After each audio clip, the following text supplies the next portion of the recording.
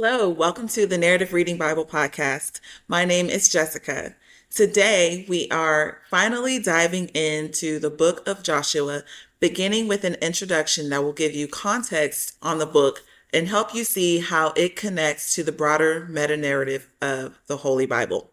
Enjoy today's episode as we read pages 27 through 37 of the Narrative Reading Bible, Book 2. The reading will be in the Berean Standard Bible translation. Introduction to Joshua. The book of Joshua is a pivotal part of the biblical metanarrative, advancing the themes of creation, fall, redemption, and restoration through its portrayal of conquest, inheritance, and the faithfulness of God. In this book, Israel's entry into the Promised Land fulfills the covenant promises God made to Abraham, Isaac, and Jacob to give their descendants a homeland, marking a critical moment in Israel's journey from bondage to nationhood. The Promised Land becomes a foretaste of God's kingdom, a place where His people can dwell in obedience and unity with Him. This temporary rest in Canaan points forward to the ultimate, eternal rest in God's kingdom, a fulfillment that transcends the physical land of Canaan and anticipates a fully restored creation. Joshua's role as Israel's leader prefigures Jesus, the ultimate Redeemer, who will lead humanity into a new covenant and restored relationship with God. In fact, Joshua's Hebrew name, Yeshua, is the same as Jesus, subtly indicating the link between Joshua's work in securing a homeland for God's people and Jesus' work in securing an eternal inheritance for all who believe. Under Joshua's leadership, Israel's long wilderness journey reaches its climax as they step into the land God has prepared for them. This act of possession highlights God's unwavering commitment to His covenant. Yet it also comes with a call to obedience and faithfulness, qualities that Israel will struggle to uphold as they seek to live as a people set apart for God. Nevertheless, just as Joshua conquered physical land for Israel, Jesus would conquer sin and death, ultimately securing the eternal inheritance of life with God. Throughout the book of Joshua, God's faithfulness is juxtaposed with the unfaithfulness of God's people as they constantly succumb to sinful desires. This tension highlights a significant need for a Messiah, a perfect leader who will mediate a new covenant and provide a redemption more complete than what Joshua could secure. The book is divided into 4 main parts, each illustrating different aspects of God's faithfulness and Israel's need for loyalty and trust. Entering the land, the conquest of Canaan, the division of the land, and Joshua's farewell. The opening chapters of Joshua depict God commissioning Joshua as Moses' successor, urging him to be strong and courageous, and to meditate continually on the law.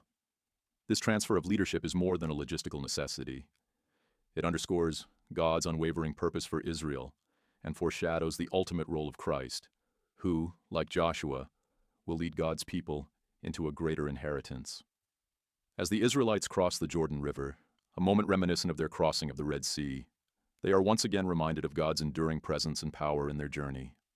Once in the land, they renew their covenant at Gilgal through circumcision and the celebration of Passover, affirming their identity as a consecrated people. This renewal marks a fresh beginning, echoing the creation theme of divine blessing and purpose as Israel enters a space where they are called to live in harmony with God's will. As the narrative progresses to the conquest of Canaan, we see a testament to God's faithfulness and Israel's reliance on Him for success. The miraculous fall of Jericho demonstrates that victory is achieved not by Israel's might, but by their obedience to God. This dependence on divine guidance establishes a recurring pattern in Israel's history, where their success is tied to God's hand rather than their own strength. Yet, this section also reveals the persistent struggle with human failure, a reminder of the fall and humanity's inclination toward disobedience. The Battle of Ai, in which Israel initially fails due to Achan's sin, illustrates how even within a redeemed community, sin disrupts their relationship with God and hinders their blessings. This event foreshadows Israel's recurring challenges with covenant faithfulness, as some tribes fail to fully drive out Canaan's inhabitants, leaving room for idolatrous influences that will challenge Israel's loyalty. These instances of failure emphasize the inherent weakness in humanity, reinforcing the need for a deeper redemption that transcends the conquest of Canaan, a redemption ultimately fulfilled in Christ. Once the conquest is complete, the land is divided among the 12 tribes, a process that symbolizes the fulfillment of God's promise to provide Israel with a homeland.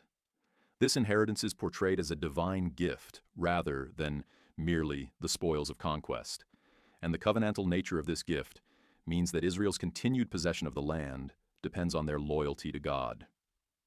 By establishing each tribe in its portion, Joshua affirms Israel's unity as one people under God, reflecting their collective identity as a nation consecrated to Him. This division also foreshadows the ultimate inheritance believers will receive in Christ, pointing to a promise that surpasses physical land and reaches toward an eternal inheritance that transcends geography and nationality.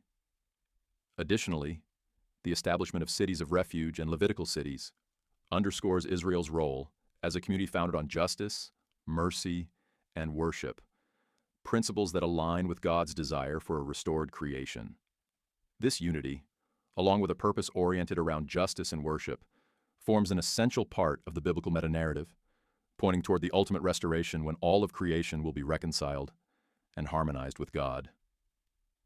In the book's final section, Joshua delivers his farewell addresses, urging Israel to remember God's faithfulness and remain wholeheartedly devoted to Him.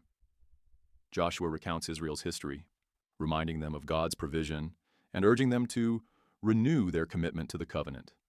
His declaration, "As for me and my house, we will serve the Lord," serves as both a personal and communal challenge, calling Israel to a choice between faithfulness to God and the influences of the surrounding nations. At Shechem, Israel formally renews the covenant, acknowledging their dependence on God's guidance. However, Joshua's warnings about the dangers of turning to other gods foreshadow the spiritual struggles that will come to fruition in the book of Judges, where Israel's faithfulness will be tested time and again. Joshua's farewell addresses, therefore, not only reinforce the importance of loyalty to God, but also point toward the need for a future transformation, one that will enable Israel to live in true harmony with Him. This need ultimately anticipates the coming of Christ, the greater Joshua, who will secure not merely a physical land, but spiritual renewal and eternal life for all who follow Him. The book of Joshua is a vital element of the biblical metanarrative, illustrating that God's promises are partially realized as Israel inherits the land, yet the complete fulfillment of these promises awaits a greater redemption. Through the conquest, inheritance, and covenant renewal, Joshua's story shows both God's faithfulness and humanity's limitations, underscoring the need for a redemptive work that Joshua alone could not achieve. Joshua's narrative serves not only as a historical account of Israel's journey, but also as a forward-looking anticipation of God's redemptive plan for all creation. As readers witness Israel's victories and struggles, they are invited to consider the unfolding of God's purpose for the world and to anticipate the day when, through Christ, all things will be fully restored and His people will dwell eternally in His kingdom, free from sin and in perfect unity with Him. Joshua. Now, after the death of his servant Moses, the Lord spoke to Joshua, son of Nun, Moses' assistant, saying, "Moses, my servant is dead. Now therefore arise, you and all these people, and cross over the Jordan into the land that I am giving to the children of Israel. I have given you every place where the sole of your foot will tread, just as I promised to Moses. Your territory shall extend from the wilderness and Lebanon to the great river Euphrates, all the land of the Hittites, and west as far as the great sea. No one shall stand against you all the days of your life. As I was with Moses, so will I be with you. I will never leave you nor forsake you. Be strong and courageous, for you shall give these people the inheritance of the land that I swore to their fathers I would give them. Above all, be strong and very courageous. Be careful to observe all the law that my servant Moses commanded you. Do not turn from it to the right or to the left, so that you may prosper wherever you go. This book of the law must not depart from your mouth. Meditate on it day and night, so that you may be careful to do everything written in it. For then you will prosper and succeed in all you do. Have I not commanded you to be strong and courageous? Do not be afraid. Do not be discouraged. for the Lord your God is with you wherever you go." Then Joshua commanded the officers of the people, "Go through the camp and tell the people, 'Prepare your provisions, for within 3 days you will cross the Jordan to go in and take possession of the land that the Lord your God is giving you to possess.'" But to the Reubenites, the Gadites, and the half-tribe of Manasseh, Joshua said, "Remember what Moses the servant of the Lord commanded you when he said, 'The Lord your God will give you rest, and he will give you this land. Your wives, your young children, and your livestock may remain in the land that Moses gave you on this side of the Jordan. But all your mighty men of valor must be armed for battle to cross over ahead of your brothers, and help them, until the Lord gives them rest, as he has done for you. And your brothers also possess the land that the Lord your God is giving them. Then you may return to the land of your inheritance, and take possession of that which Moses, the servant of the Lord, gave you on the east side of the Jordan." So they answered Joshua, "Everything you have commanded us we will do, and everywhere you send us we will go. Just as we obeyed Moses in all things, so we will obey you. And may the Lord your God be with you, as he was with Moses. Anyone who rebels against your order and does not obey your words, all that you command him, will be put to death. Above all, be strong and courageous." Then Joshua son of Nun secretly sent 2 spies from Shittim, saying, "Go, inspect the land, especially Jericho." So they went and entered the house of a prostitute named Rahab, and stayed there. And it was reported to the king of Jericho, "Behold, some men of Israel have come here tonight to spy out the land." So the king of Jericho sent to Rahab and said, "Bring out the men who came to you and entered your house, for they have come to spy out the whole land." But the woman had taken the 2 men and hidden them. So she said, "Yes, the men did come to me, but I did not know where they had come from." At dusk, when the gate was about to close, the men went out, and I do not know which way they went. Pursue them quickly, and you may catch them. But Rahab had taken them up to the roof and hidden them among the stalks of flax that she had laid out there. So the king's men set out in pursuit of the spies along the road to the fords of the Jordan, and as soon as they had gone out, the gate was shut. Before the spies lay down for the night, Rahab went up on the roof and said to them, "I know that the Lord has given you this land, and that the fear of you has fallen on us, so that all who dwell in the land are melting in fear of you. For we have heard how the Lord dried up the waters of the Red Sea before you when you came out of Egypt, and what you did to Sihon and Og, the 2 kings of the Amorites across the Jordan, whom you devoted to destruction. When we heard this, our hearts melted, and everyone's courage failed because of you. For the Lord, your God, is God in the heavens above and on the earth below. Now therefore, please swear to me by the Lord that you will indeed show kindness to my family, because I showed kindness to you. Give me a sure sign that you will spare the lives of my father and mother, my brothers and sisters, and all who belong to them, and that you will deliver us from death." "Our lives for your lives," the men agreed. "If you do not report our mission, we will show you kindness and faithfulness when the Lord gives us the land."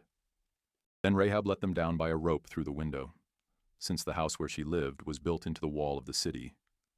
"Go to the hill country," she said, "so that your pursuers will not find you. Hide yourselves there for 3 days, until they have returned. Then go on your way." The men said to her, "We will not be bound by this oath you made us swear, unless, when we enter the land, you have tied this scarlet cord in the window through which you let us down, and unless you have brought your father and mother and brothers and all your family into your house. If anyone goes out the door of your house into the street, his blood will be on his own head, and we will be innocent. But if a hand is laid on anyone with you in the house, his blood will be on our heads. And if you report our mission, we will be released from the oath you made us swear." "Let it be as you say," she replied, and she sent them away. And when they had gone, she tied the scarlet cord in the window. So the spies went out into the hill country and stayed there 3 days, until their pursuers had returned without finding them, having searched all along the road. Then the two men started back, came down from the hill country, and crossed the river. So they came to Joshua son of Nun, and reported all that had happened to them. They said to Joshua, "The Lord has surely delivered the entire land into our hands." They said to Joshua, "Indeed, all who dwell in the land are melting in fear of us." Early the next morning, Joshua got up and left Shittim with all the Israelites. They went as far as the Jordan, where they camped before crossing over. After 3 days, the officers went through the camp and commanded the people, "When you see the ark of the covenant of the Lord, your God, being carried by the Levitical priests, you are to set out from your positions and follow it. But keep a distance of about 2,000 cubits between yourselves and the ark. Do not go near it, so that you can see the way to go, since you have never traveled this way before." Then Joshua told the people, "Consecrate yourselves, for tomorrow the Lord will do wonders among you." And he said to the priests, "Take the ark of the covenant and go on ahead of the people." So they carried the ark of the covenant and went ahead of them. Now the Lord said to Joshua, "Today I will begin to exalt you in the sight of all Israel, so they may know that I am with you, just as I was with Moses. Command the priests carrying the ark of the covenant. When you reach the edge of the waters, stand in the Jordan." So Joshua told the Israelites, "Come here and listen to the words of the Lord your God." He continued, "This is how you will know that the living God is among you, and that he will surely drive out before you the Canaanites, Hittites, Hivites, Perizzites, Girgashites, Amorites, and Jebusites. Behold, the ark of the covenant of the Lord of all the earth will go ahead of you into the Jordan. Now choose 12 men from the tribes of Israel, one from each tribe. When the feet of the priests who carry the ark of the Lord of all the earth, touch down in the waters of the Jordan, its flowing waters will be cut off and will stand up in a heap." So when the people broke camp to cross the Jordan, the priests carried the ark of the covenant ahead of them. Now the Jordan overflows its banks throughout the harvest season. But as soon as the priests carrying the ark reached the Jordan and their feet touched the water's edge, the flowing water stood still. It backed up as far upstream as Adam, a city in the area of Zarethan, while the water flowing toward the sea of the Arabah, the Salt Sea, was completely cut off. So the people crossed over opposite Jericho. The priests carrying the ark of the covenant of the Lord stood firm on dry ground in the middle of the Jordan, while all Israel crossed over the dry ground until the entire nation had crossed the Jordan. When the whole nation had finished crossing the Jordan, the Lord said to Joshua, "Choose 12 men from among the people, one from each tribe, and command them, 'Take up for yourselves 12 stones from the middle of the Jordan where the priests were standing. Carry them with you, and set them down in the place where you spend the night.'" So Joshua summoned the 12 men he had appointed from the Israelites, one from each tribe, and said to them, "Cross over before the ark of the Lord, your God, into the middle of the Jordan. Each of you is to take a stone upon his shoulder, according to the number of the tribes of Israel, to serve as a sign among you. In the future, when your children ask, 'What do these stones mean to you?' you are to tell them, 'The waters of the Jordan were cut off before the ark of the covenant of the Lord. When it crossed the Jordan, the waters were cut off. Therefore these stones will be a memorial to the Israelites forever.'" Thus the Israelites did as Joshua had commanded them.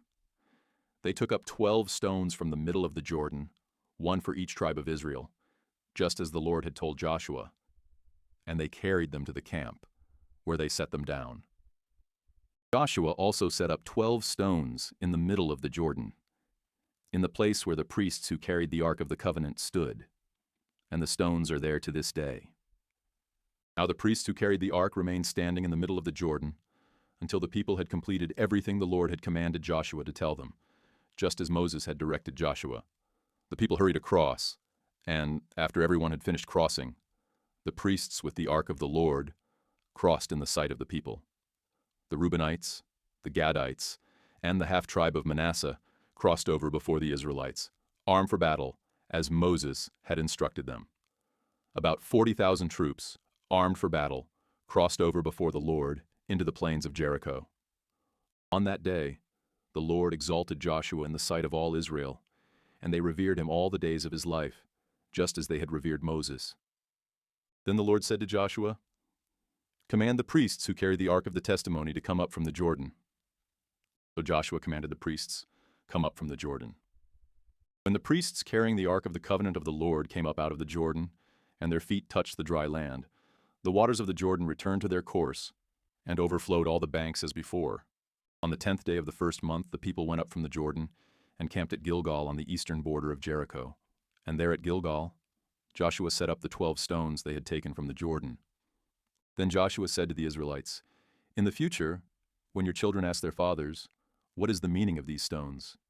you are to tell them, 'Israel crossed the Jordan on dry ground. For the Lord, your God, dried up the waters of the Jordan before you until you had crossed over, just as he did to the Red Sea, which he dried up before us until we had crossed over. He did this so that all the peoples of the earth may know that the hand of the Lord is mighty, and so that you may always fear the Lord your God." Now when all the Amorite kings west of the Jordan and all the Canaanite kings along the coast heard how the Lord had dried up the waters of the Jordan before the Israelites until they had crossed over, their hearts melted and their spirits failed for fear of the Israelites. At that time the Lord said to Joshua, "Make flint knives and circumcise the sons of Israel once again." So Joshua made flint knives and circumcised the sons of Israel at Gibeath-Haraloth. Now this is why Joshua circumcised them. All those who came out of Egypt, all the men of war, had died on the journey in the wilderness after they had left Egypt. Though all who had come out were circumcised, none of those born in the wilderness on the journey from Egypt had been circumcised. The Israelites had wandered in the wilderness 40 years, until all the nation's men of war who had come out of Egypt had died, since they did not obey the Lord. So the Lord vowed never to let them see the land he had sworn to their fathers to give us, a land flowing with milk and honey. And Joshua raised up their sons in their place, and these were the ones he circumcised. Until this time they were still uncircumcised, since they had not been circumcised along the way. And after all the nation had been circumcised, they stayed there in the camp until they were healed. Then the Lord said to Joshua, "Today I have rolled away the reproach of Egypt from you." So that place has been called Gilgal to this day. On the evening of the 14th day of the month, while the Israelites were camped at Gilgal on the plains of Jericho, they kept the Passover. The day after the Passover, on that very day, they ate unleavened bread and roasted grain from the produce of the land. And the day after they had eaten from the produce of the land, the manna ceased. There was no more manna for the Israelites, so that year they began to eat the crops of the land of Canaan. Now when Joshua was near Jericho, he looked up and saw a man standing in front of him, with a drawn sword in his hand. Joshua approached him and asked, "Are you for us, or for our enemies?" "Neither," he replied. "I have now come as commander of the Lord's army." Then Joshua fell face down in reverence and asked him, "What does my Lord have to say to his servant?" The commander of the Lord's army replied, "Take off your sandals, for the place where you are standing is holy." And Joshua did so. Now Jericho was tightly shut up because of the Israelites. No one went out, and no one came in. And the Lord said to Joshua, "Behold, I have delivered Jericho into your hand, along with its king and its mighty men of valor. March around the city with all the men of war, circling the city one time. Do this for 6 days. Have 7 priests carry 7 ram's horns in front of the ark. Then on the 7th day, march around the city 7 times, while the priests blow the horns. And when there is a long blast of the ram's horn, and you hear it sound, have all the people give a mighty shout. Then the wall of the city will collapse, and all your people will charge straight into the city." So Joshua son of Nun summoned the priests and said, "Take up the ark of the covenant, and have 7 priests carry 7 ram's horns in front of the ark of the Lord." And he told the people, "Advance and march around the city, with the armed troops going ahead of the ark of the Lord." After Joshua had spoken to the people, 7 priests carrying 7 ram's horns before the Lord advanced and blew the horns, and the ark of the covenant of the Lord followed them. While the horns continued to sound, the armed troops marched ahead of the priests who blew the horns, and the rear guard followed the ark. But Joshua had commanded the people, Do not give a battle cry, or let your voice be heard. Do not let one word come out of your mouth until the day I tell you to shout. Then you are to shout." So he had the ark of the Lord carried around the city, circling it once. And the people returned to the camp and spent the night there. Joshua got up early the next morning, and the priests took the ark of the Lord. And the 7 priests carrying 7 ram's horns kept marching ahead of the ark of the Lord and blowing the horns. The armed troops went in front of them, and the rear guard followed the ark of the Lord, while the horns kept sounding. So on the 2nd day, they marched around the city once and returned to the camp. They did this for 6 days. Then on the 7th day, they got up at dawn and marched around the city 7 times in the same manner. That was the only day they circled the city 7 times. After the 7th time around, the priests blew the horns, and Joshua commanded the people, "Shout, for the Lord has given you the city." Now the city and everything in it must be devoted to the Lord for destruction. Only Rahab the prostitute and all those with her in her house will live, because she hid the spies we sent. But keep away from the things devoted to destruction, lest you yourself be set apart for destruction. If you take any of these, you will set apart the camp of Israel for destruction and bring disaster upon it. For all the silver and gold and all the articles of bronze and iron are holy to the Lord. They must go into his treasury. So when the ram's horn sounded, the people shouted. When they heard the blast of the horn, the people gave a great shout, and the wall collapsed. Then all the people charged straight into the city and captured it. At the edge of the sword, they devoted to destruction everything in the city, man and woman, young and old, oxen, sheep, and donkeys. Meanwhile, Joshua told the 2 men who had spied out the land, "Go into the house of the prostitute and bring out the woman and all who are with her, just as you promised her." So the young spies went in and brought out Rahab, her father and mother and brothers, and all who belonged to her. They brought out her whole family and settled them outside the camp of Israel. Then the Israelites burned up the city and everything in it. However, they put the silver and gold and articles of bronze and iron into the treasury of the Lord's house. And Joshua spared Rahab the prostitute, with her father's household, and all who belonged to her, because she hid the men Joshua had sent to spy out Jericho. So she has lived among the Israelites to this day. At that time Joshua invoked this solemn oath: "Cursed before the Lord is the man who rises up and rebuilds this city, Jericho, at the cost of his firstborn. He will lay its foundations. At the cost of his youngest, he will set up its gates." So the Lord was with Joshua, and his fame spread throughout the land. Thank you for joining us today. On Monday, we will continue reading the book of Joshua with pages 37 through 48. If you haven't caught up with your readings in book 1, or you haven't read the introductory material for book 2, I encourage you to take some time to do that this weekend.